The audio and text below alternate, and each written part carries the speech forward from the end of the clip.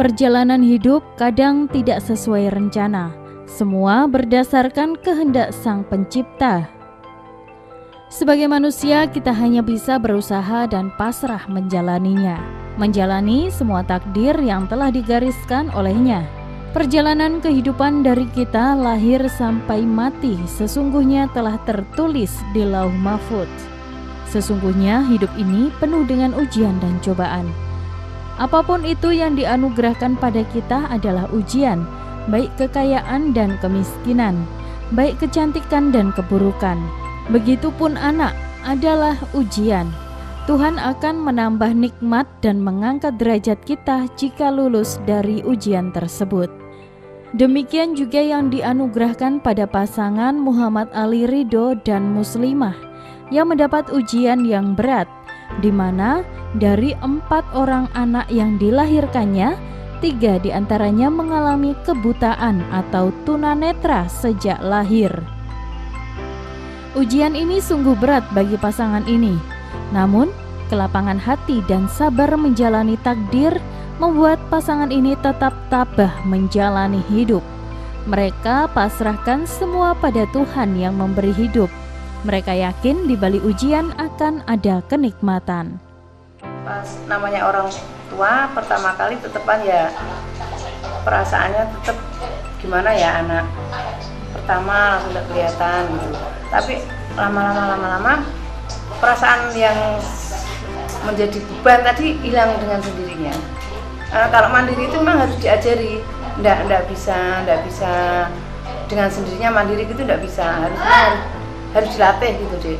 Harus dilatih dia bagaimana cara makan sendiri, dia bisa pakai baju sendiri gitu. 4 anak yang dititipkannya menjadi amanat yang harus ia jaga sebaik mungkin. Mereka harus mampu memberikan yang terbaik bagi anak-anaknya. Pendidikan dan fondasi agama yang kuat menjadi kunci keberhasilan keluarga ini dalam membesarkan dan mendidik anak-anaknya. Selain itu, ketekunan dan kesabaran kedua orang tua ini yang membuat anak-anaknya berprestasi, meski ketiga anaknya tunanetra. Mereka memiliki prestasi di sekolah maupun di luar sekolah yang membanggakan bagi keluarga.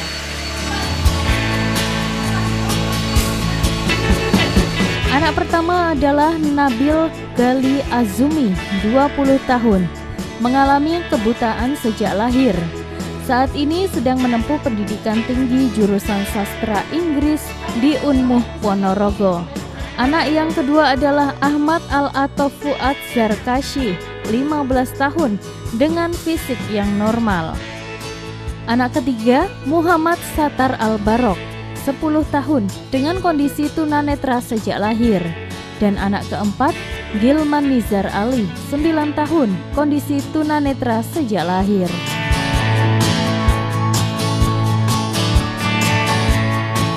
Awalnya kalau Mas Nabil dulu, pertama kali Mas Nabil di sini kan belum ada inklusi. Ya jadi pertama kali sekolah di sini, sekolah di SD Kapas.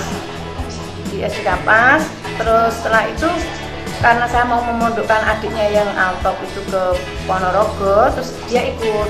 Nah, setelah itu dia juga ikut pengen mondok, tapi di sana tidak menerima untuk anak-anak yang disabilitas. Akhirnya diberi saran sama Bu Hasan itu pengasuh pondok Mukodasa untuk dibawa ke panti tunanetra Aisyah Ponorogo. Dari sampai di sana, dari situ itu dia mulai tinggal dari kelas 3 sampai sekarang. Di SD-nya melanjutkan di sana itu berarti kelas 3 SD sampai SMP di SLB.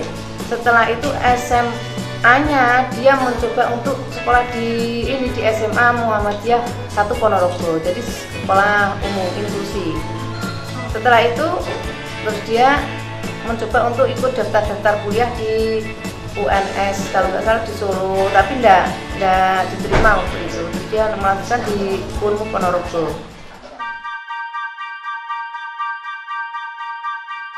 Nabil Ghali Azumi adalah tunanetra yang berprestasi, mampu menulis buku, hidup bersama 2 adik yang sama-sama tunanetra. Keterbatasan fisik tidak menjadi penghalang bagi seseorang untuk berprestasi. Meski tidak bisa melihat, namun ia mampu menulis sejumlah buku. Salah satu bukunya berjudul Nafas Sang Pekat. Buku tersebut mengisahkan tentang kehidupan pribadinya yang tinggal bersama kedua adik yang sama-sama tunanetra. Bahkan ia kerap menjuarai lomba karya tulis.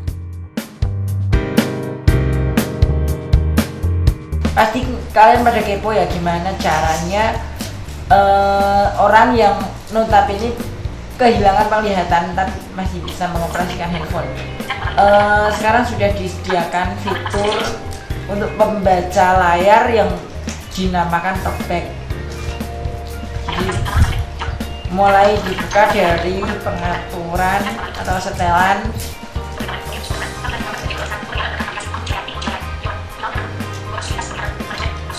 masuk ke aksesibilitas,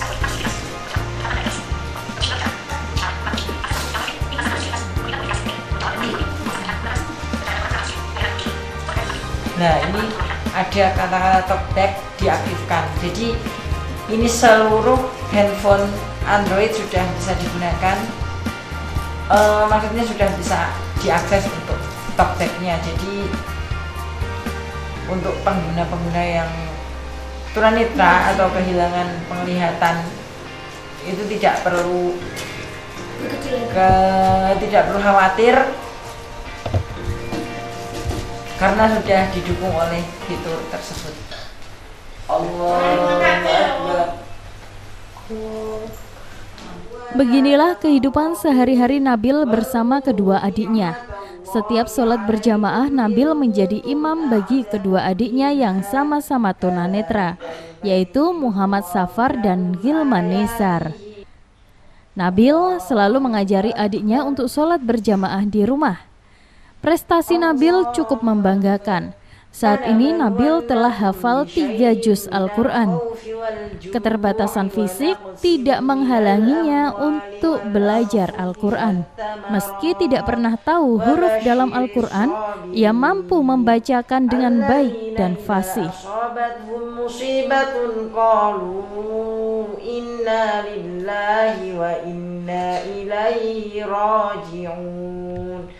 Wa ulaika humul muhtadun. Allahu Akbar. Allahu Akbar. Allahu Akbar. Allahu Akbar.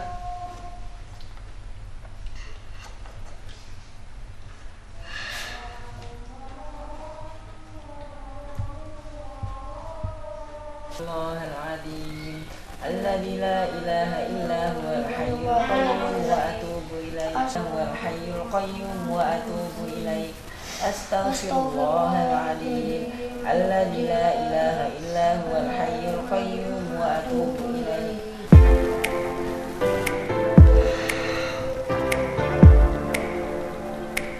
Sebagai saudara tertua, Nabil juga mengajari adik-adiknya untuk belajar, seperti menulis dengan alat khusus tunanetra menggunakan riglet dan stilus.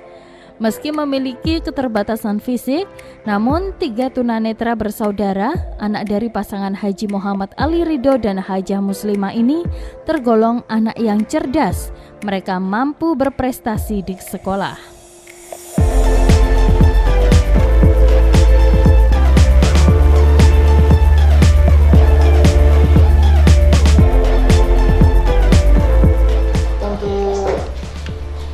Harapan saya untuk orang-orang tua yang punya anak disabilitas harus tetap semangat, karena di balik kekurangan itu ada kelebihan-kelebihan yang tersembunyi. Dia punya kelebihan yang harus dikembangkan, yang kadang orang itu nggak ngerti gitu. Selama ini untuk memotivasi anaknya gimana, Bu? Untuk meyakinkan agar tidak merasa lain dari orang-orang yang normal. Karena saya memperlakukan dia sama. Seperti kayak misalkan makan disuruh sendiri, ambil sendiri, kayak gitu. Disuruh sendiri itu sudah mulai dipelajari dari umur berapa? Dari umur 3 tahun. Jadi dari umur 3 tahun tuh saya pelajari makan sendiri.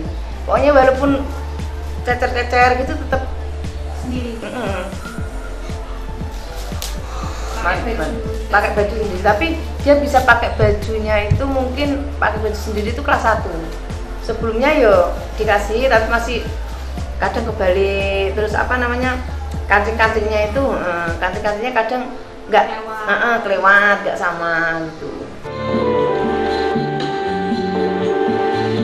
Selain bisa membantu orang tua bersih-bersih di rumah, ketiga anak ini juga mampu berprestasi. Ketiganya sering menjuarai sejumlah kompetisi di dunia pendidikan. Bahkan Nabil, anak tertua, mampu menulis sejumlah buku. Salah satunya buku yang berjudul Nafas Sang Pekat. Buku ini mengisahkan perjalanan hidupnya yang tinggal bersama kedua adik yang sama-sama tidak bisa melihat sejak lahir.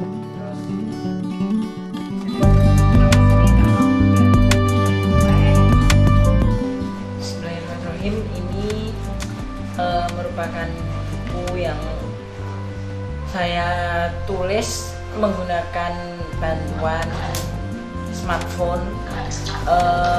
Di situ saya menggunakan Microsoft Office Word 2007. Terus tujuan saya menulis buku ini karena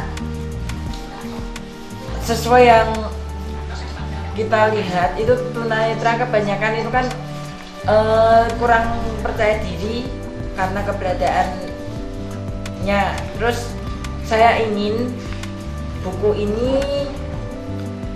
dibaca oleh banyak orang, terutama yang memiliki keterbatasan fisik, agar dia bisa tahu bahwa kekurangan itu bukan hambatan untuk menunjukkan siapa diri kita di depan halayak umum. Bukan berarti saya merasa tinggi hati atau menyombongkan diri, akan tetapi saya gunakan buku ini yang menceritakan tentang kisah kehidupan saya pribadi itu untuk memberikan dorongan khususnya pada disabilitas keseluruhan dan umumnya untuk para pembaca non disabilitas agar bisa lebih tahu bahwa untuk menjadi disabilitas yang berkualitas itu tidak mudah dan perlu proses.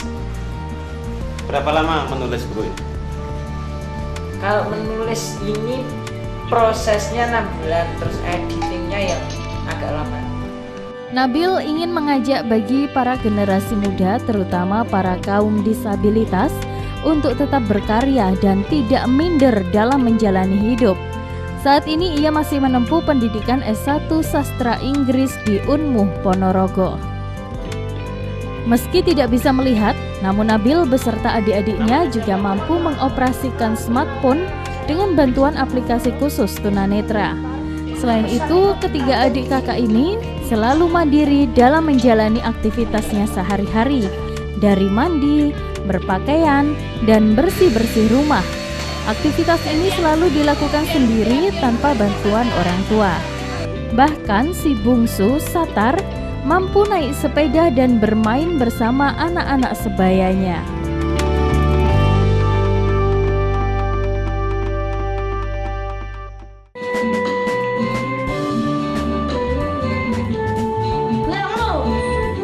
Satar dan Gilman masing-masing juga memiliki kemampuan yang menonjol. Satar mampu menghafal beberapa ayat Al-Quran Juz 30. Begitu juga dengan Gilman. Di bidang seni, keduanya pandai bernyanyi dan memainkan keyboard. Mereka sering tampil di tempat umum baik resmi maupun tidak resmi. Kemampuannya dalam seni musik ini membuatnya sering diundang untuk mengisi acara.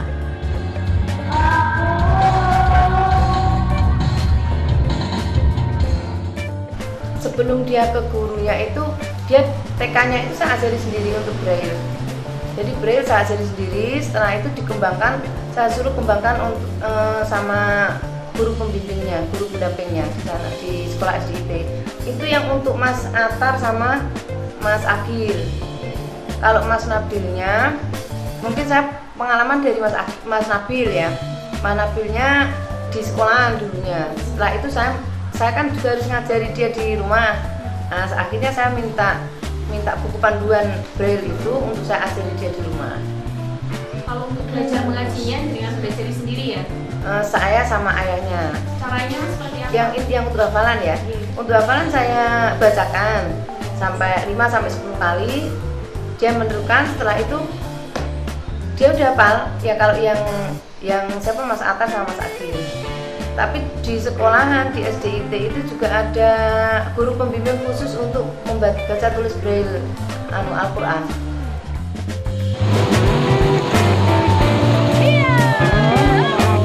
Di balik kekurangan pasti ada kelebihan.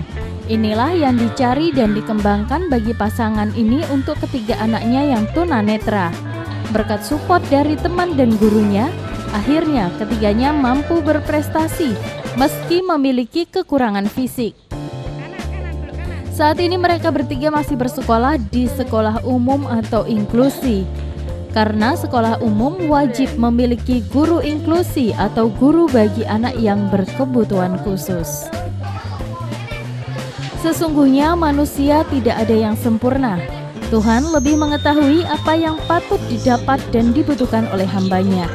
Dan keterbatasan yang diberikan oleh Tuhan sejatinya bukanlah kelemahan yang akan membuat manusia terpuruk. Justru dengan hilangnya indera penglihatan adalah sebuah bentuk kasih sayang Tuhan yang menghindarkan dari dosa. Sejatinya kebahagiaan seseorang tidak dinilai dari harta, tahta, rupa, namun sejatinya berasal dari ridho Tuhan yang Maha Esa, serta sabar dan tawakal setiap menjalani ujian hidup. Orang tua ketiga tunanetra ini hanya bisa berharap agar kelak anak-anaknya bisa berbakti dan memberi manfaat bagi orang tua, agama, bangsa, dan negara.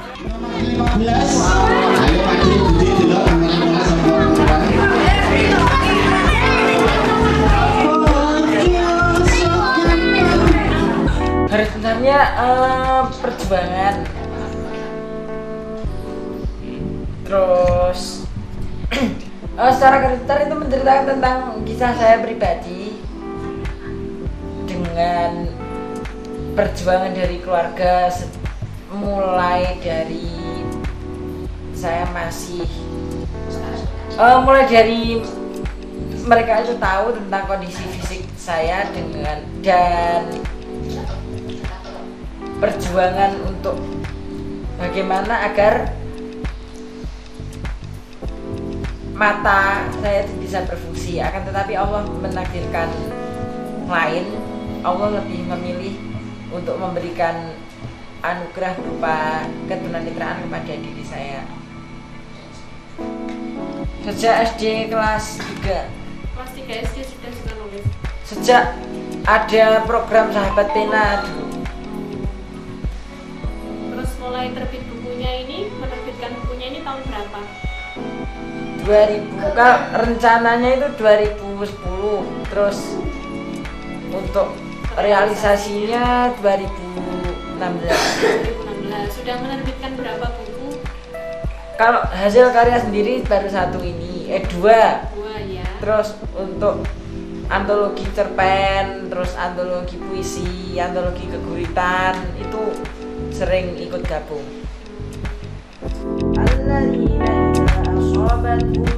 Keindahan mahkota dunia itu sebenarnya tidak akan pernah tampak kalau kita tak pernah tahu akan keadaan diri kita yang menikmatinya. Pasti semua akan hambar. Nabil mengajak kepada semua untuk menjalani hidup dengan penuh semangat dan optimis meski memiliki keterbatasan fisik.